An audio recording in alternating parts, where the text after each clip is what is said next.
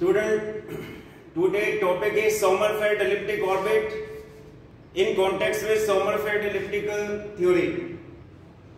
Sommerfeld ने जो elliptic orbit की इक्वेशन सजेस्ट की वो ये है 1/r = c1 + c2 cos phi. In previous video this diagram was made by me. ये न्यूक्लियस की पोजीशन है, ये पेरिजी पॉइंट है, ये अपोजिट पॉइंट है और ये जो है ये इलेक्ट्रॉन की पोजीशन है. इलेक्ट्रॉन इस एलिप्टिक ऑर्बिट में रिवॉल्व कर रहा है न्यूक्लियस के अराउंड. ये सेंट्रल पॉइंट है, ये ए जो है सेमी मेजर एक्सिस और फोकस की सेंट्रल पॉइंट से जो डिस्टेंस होती है इलिप्स में ये हम बताते हैं little a into little e. Little e stand for eccentricity of ellipse. Phi is azimuthal angle. Now two cases. हम फिजिक्स कैसे पढ़ाते हैं केसेस में. Case number 1 is when electron is at point P यानी perihelion point. नेचुरली जब electron ये electron यहाँ ना होके यहाँ ना होके यहाँ ना होके यहाँ पे होगा तो ये एंगल कितना बनेगा 0. और उस केस में जब इलेक्ट्रॉन पेरिजी पॉइंट पे होगा यानी ये वाला इलेक्ट्रॉन जब यहाँ पे होगा, ये तो न्यूक्लियस है, न्यूक्लियस बड़ा है इलेक्ट्रॉन छोटा है, तो ये डिस्टेंस a है, ये a लिटिल e, तो ये डिस्टेंस कितनी आ जाएगी a × 1 - लिटिल e. यानी जब r की वैल्यू a × 1 - लिटिल e है यानी जब इलेक्ट्रॉन p पॉइंट पे है तो उस वक्त phi 0 है, लेकिन उस वक्त इलेक्ट्रॉन न्यूक्लियस से कितनी दूर है r यानी a × 1 - लिटिल e. तो ये phi और r की वैल्यू यहाँ पे इनकॉर्पोरेट कर दिया. r is kept here, phi is kept here, cos 0 is 1. Case number 2 when electron is at point. अब इलेक्ट्रॉन तो चक्कर काट रहा है, इलेक्ट्रॉन तो घूम रहा है, घूमते घूमते इलेक्ट्रॉन इस पॉइंट पे आ गया. जब इलेक्ट्रॉन इस पॉइंट पे आ जाएगा इसको बोलते हैं एपीलियन पॉइंट. तो जब ये वाला इलेक्ट्रॉन यहाँ पे आ गया तो ये एंगल बढ़ते बढ़ते यानी ये कितना हो जाएगा पाई 180 डिग्री. और उस वक्त ये डिस्टेंस जो है ये तो लिटिल a × लिटिल ही है, लेकिन ये तो वही है सेमी मेजर लाइन, तो टोटल डिस्टेंस ये कितना हो जाएगा a × 1 + लिटिल e. तो यानी जब phi की वैल्यू पाई होगी तो r की वैल्यू a × 1 + e. फिर उसी basic fundamental elliptic orbit equation को यूज किया 1/r is c1 + c2 cos phi. So in place of r I have written a × 1 + e. In place of phi I have written pi. And student you know cos 180 degree यानी cos pi is -1. So now two equation. जितने unknown है उतने equation चाहिए. दो unknown है, दो equation, तो c1 and c2 can be evaluated. What shall I do? I shall add 1 and 2. जब मैंने इनको ऐड किया ये प्लस है, ये माइनस, ये नलीफाई, तो ये 2c1 हो जाएगा. तो लेफ्ट को लेफ्ट में ऐड किया, 1 में ये कॉमन, 1 और 1 - लिटिल e + 1 और 1 + लिटिल e. एलसीएम लोगे तो 1 + लिटिल e + 1 - लिटिल e यानी 2 divided by a + b to a - b is a² - b². और ये 2 से 2 कैंसिल, देखो c1 की वैल्यू आ गई. Now you substitute c1 in equation number 1. तो जब मैंने c1 की ये वैल्यू यहां पे रख दिया तो c2 की वैल्यू क्या है, ये इस तरफ जाके माइनस हो गया, ट्रांसपोर्ट टू लेफ्ट साइड. तो 1 ये a² - b² is a - b into a + b, तो ये कॉमन आ गया. फिर एलसीएम लेके ये आ गया. तो देयरफॉर जो जो c2 की वैल्यू क्या है लिटिल e और a × 1 - e². अब हमारे पास c2 भी है और हमारे पास c1 भी है. Using the c1 and c2 in basic elliptic orbit, देखो Sommerfeld elliptic orbit 1/r c1 + c2 cos phi. c1 की वैल्यू रख दिया, c2 की वैल्यू को यहाँ पे इंसर्ट कर दिया और ये एलसीएम आ गया, ये बन जाएगी. तो this is Sommerfeld elliptic orbit. So सबसे पहले how to design Sommerfeld elliptic orbit, that I have done. Now what shall I do? Taking logarithm on both sides. Natural log. Natural log में base e होता है, common log में base 10. Natural log लिया m quotient formula log a/b, log a - log b यानी log 1 - log r. मैंने base e नहीं लिखा हुआ. ऐसे यहाँ पे भी m/n यानी log m/n, log m - log n. Now differentiate log 1 तो 0 होता है. Now differentiating both sides with respect to phi, तो log r का डेरिवेटिव क्या आएगा 1/r. ये तो log का हुआ, फिर उसके आर्गुमेंट का derivative with respect to phi यानी dr/d phi.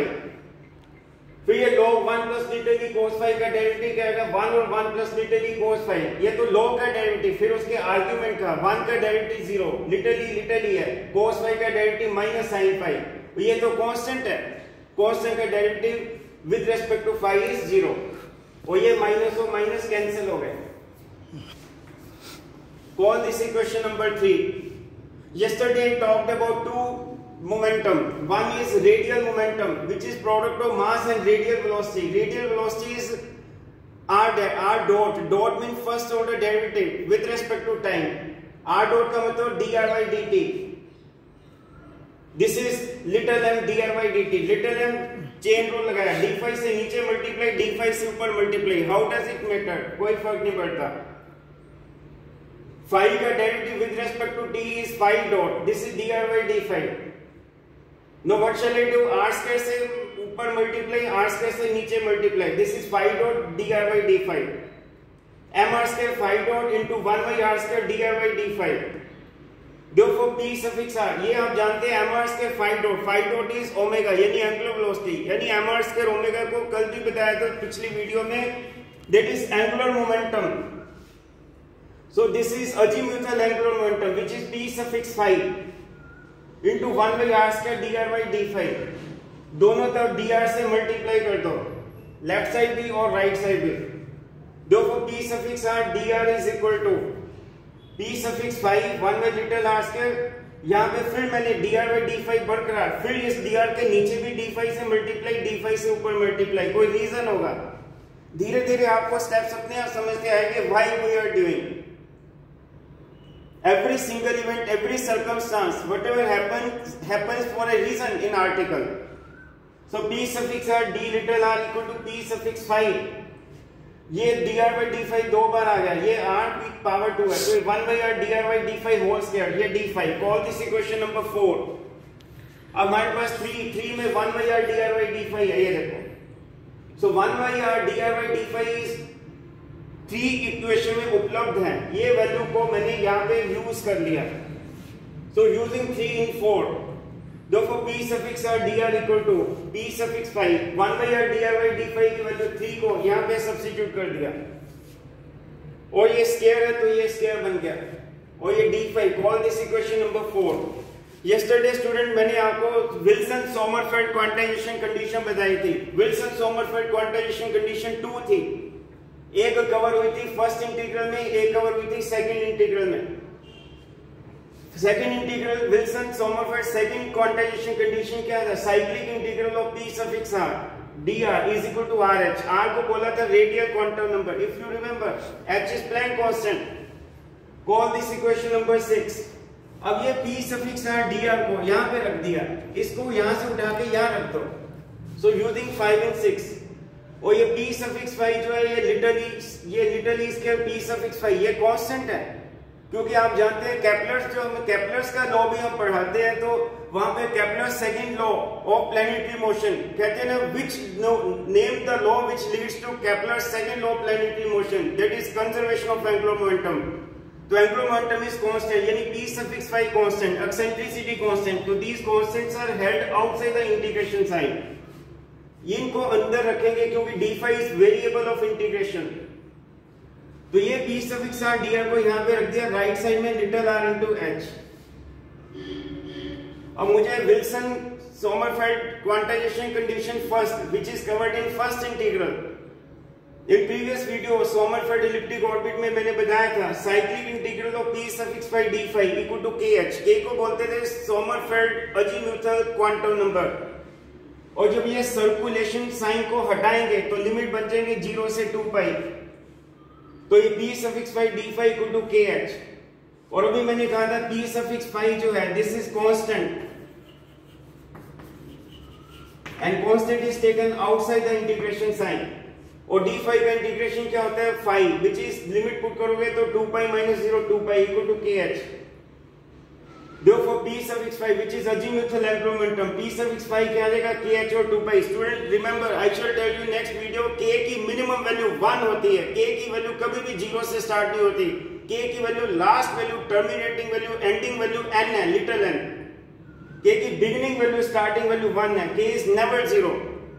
ever starting from 1. So k is 1, 2, 3, etc., etc. So p suffix phi is kh over 2 pi. Use this p suffix phi back. इस p suffix phi को यहाँ पे इस्तेमाल करिए. तो p suffix phi is kh over 2 pi. आगे little e square, आगे cyclic integral sin square phi और ये होल स्क्वायर और ये d phi is equal to little rh.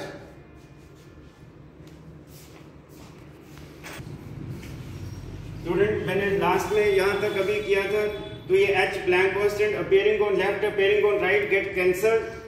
So consequently we arrived at this equation. अब इसको call कर दिया इक्वेशन नंबर 7. अब जैसे ये सर्कुलेशन इंटीग्रेशन से हटती है तो लिमिट बनती है 0 से 2 पाई इज इक्वल टू, और यहाँ पे जो k था वो डाउन स्टेप में आ गया. r is radial quantum number, k is azimuthal quantum number, literally eccentricity, phi azimuthal angle. अब ये इंटीग्रेशन जो अगर हम वर्कआउट करने लगे तो आई थिंक 2-3 बार ये ब्लैक बोर्ड भर जाएगा. और ऑनलाइन टीचिंग में मेरे पास इस वक्त it's not possible for me to work out this integration now, और फ्यूटाइल एक्सरसाइज है. बेटर है कि आप इस इंटीग्रेशन की वैल्यू को रिटेन करें मेमोरी में. याद रखिए जैसे ये लिटिल ई स्क्वायर और 2 पाई है तो इसको बस ये देखना है, इसको कैंसिल होंगे. ये 2 पाई नीचे तो ये 2 पाई ऊपर, ये लिटिल ई स्क्वायर ऊपर तो लिटिल ई स्क्वायर नीचे. याद करने का तरीका बता रहा हूं. और ब्रैकेट में ये लिखना है 1 divided by √ 1 minus little e square minus 1. तो इस इंटीग्रेशन की वैल्यू याद करके इसको रख दिया. When I was student in your time तो हम तो ये सोल्व करते थे. अब ये देखो ये कैंसिल हो गया, is equal to little r by k, -1 इधर जाके प्लस हो गया, और ये जो है 1 और √1 minus little e square. LCM लिया, taking squaring both side. r plus k जो है which is total quantum number, okay azimuthal quantum number, whole square equal to, ये आप एलिप्स की थ्योरी से जानते हैं. From the theory of ellipse you know 1 minus little e square is b square और a square, b semi minor a semi major axis. तो consequently इनका जो रेसिप्रोकल लेंगे तो ये देखो a स्क्वायर और b स्क्वायर. फिर taking reciprocal on both side and square root, ये स्क्वायर रूट लिया तो ky n equal to by है. This is quantum condition for elliptical orbit. और कुरुक्षेत्र यूनिवर्सिटी कुरुक्षेत्र में अक्सर क्वेश्चन आता है derive quantum condition for allowed elliptical orbit. So ky n equal to by है. b means ratio of semi minor to semi major is equal to ratio of azimuthal quantum number to total quantum number. This relation gives us the condition, ये बहुत important line है. This relation gives us the condition that determines the allowed elliptical orbits. This relation suggests that out of all possible orbits only few orbits are possible. And condition मैंने पहले कहा था k की minimum value 1 होती है, k की value 0 नहीं होती. Why? Condition k equal to 0 is excluded on physical grounds, and this makes a straight line orbit. Or once when you just say straight line orbit, that makes an atom unstable because that means electron may collide with the nucleus. क्योंकि ये nucleus का मास यहाँ पे, electron सीधा nucleus को hit कर जाएगा, which is not possible. तो ये फिगर जो है this is non existence of straight line orbit in Sommerfeld model. इसीलिए k की 0 वैल्यू कभी भी पॉसिबल नहीं है. k की मिनिमम वैल्यू जो है लीस्ट वैल्यू 1 है.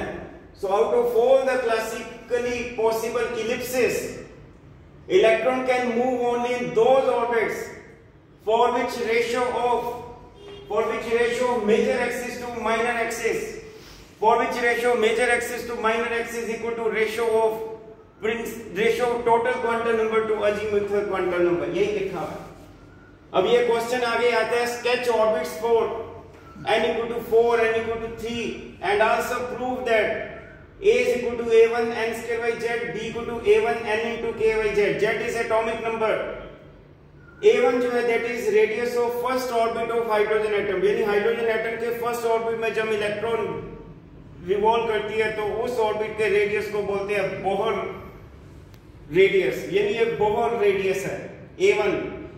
बोहर रेडियस की वैल्यू स्टैंडर्ड होती है, याद होनी चाहिए 0.53 एंगस्ट्रॉम. वैसे तो ये होता है +2 इंटरमीडिएट क्लास में बताते हैं h स्क्वायर और 4 pi square m e square, और अपस्टेयर में साथ में 4 pi epsilon 0.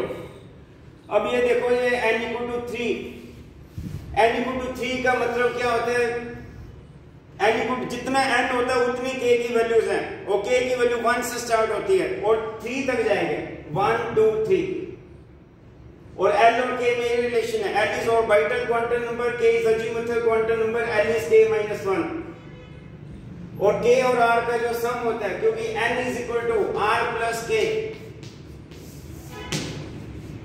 N is equal to R plus K, इन दोनों का सम N बनेगा, 0 + 3 3, 1 + 2 3, 2 + 1 3, और K की वैल्यू 1 2 3 होती है, और क्योंकि n जो है R और K का सम है, अगर K 1 है और n तो 3 है, ये सब n इक्वल टू, इनमें इसमें भी n 3 है, इसमें भी n 3 है, इसमें भी n 3 है, तो K 1 है तो n 3 बनाने के लिए R 2 होएगा, K 2 है और n 3 बनाने के लिए R 1 होएगा, K 3 n 3 बनाने के लिए R 0 होगा, क्योंकि इन दोनों का सम मिलके n बनता है। और अगर n और K की वैल्यू आपस में सेम है तो सर्कुलर ऑर्बिट है, अगर n और k की वैल्यू अलग अलग है तो एलिप्टिकल ऑर्बिट है। इसको यहाँ elliptical orbit, different value k और n अलग अलग एलिप्टिकल, k और n अलग अलग एलिप्टिकल, k और n सेम सर्कुलर। इसको अगर कई बार क्वेश्चन आता है n इक्वल टू 3 में कितने सर्कुलर ऑर्बिट होंगे, कितने एलिप्टिकल होंगे, तो आंसर इज एक सर्कुलर होगा, 2 एलिप्टिकल होंगे। Minimum value k is 1, k की वैल्यू कभी भी 0 नहीं होती, अभी मैंने बताया। अब स्टूडेंट देखिए l की वैल्यू 0 1 2 3 4 5, k l 0 से स्टार्ट हो सकता है लेकिन k 0 से स्टार्ट नहीं होता, और वैसे भी k इज l + 1, 0 है तो k की वैल्यू l + 1, l 0 है तो 0 + 1 1, 1 + 1 2, 2 है तो 2 + 1 3, ऐसे। और ये जो छोटे सिंबल है little s, little b, little d, little f, ये हमेशा इलेक्ट्रॉन को डेजिग्नेट करता है। ये s एनर्जी स्टेट नहीं है, एनर्जी स्टेट हो तो कैपिटल है, छोटे s और बड़े s में फर्क है, बड़े p और छोटे p में फर्क है, स्मॉल p है तो p इलेक्ट्रॉन है, कैपिटल p है तो एनर्जी स्टेट है, स्मॉल s है तो s स्मॉल s इलेक्ट्रॉन है, कैपिटल s है तो कैपिटल s एनर्जी स्टेट है। तो ये मैंने स्मॉल लिखा है, उसका मतलब I am talking about s electron, p electron, d electron, f electron, so on so fourth. L0 mean s electron, L1 mean p electron, L2 mean d electron, L3 mean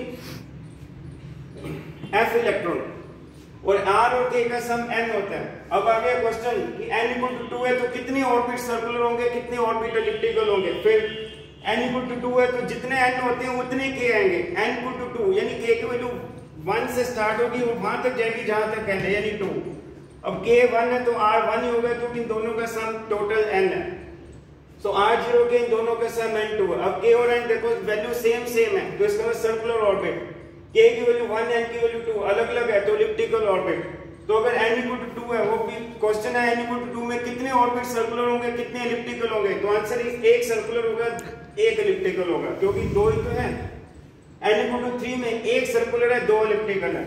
अब ऐसे मैं आपसे पूछ रहा हूँ n इक्वल टू 5 है, paper में n equal to 5 में कितने सर्कुलर ऑर्बिट होंगे, कितने एलिप्टिकल होंगे। स्टूडेंट सर्कुलर तो आएगा ही है, बाकी बचा हुआ एलिप्टिकल आएगा, कोई भी क्वेश्चन हो। n इक्वल टू 5, इसका मतलब टोटल 5 ऑर्बिट्स हैं, जिसमें से एक सर्कुलर होगा, बाकी पीछे कितना बचा, 4 एलिप्टिकल होंगे। n इक्वल टू 6 है तो एक सर्कुलर होगा, 5 एलिप्टिकल होंगे। और हो गया n इक्वल टू 0 तो फिर r0 k 1 यानी n 1, तो एक सर्कुलर होगा, क्योंकि दोनों वैल्यू आपस में सेम है। तो नेक्स्ट वीडियो में इन ऑर्बिट्स को आपको स्केच करना सिखाऊंगा। Thank you.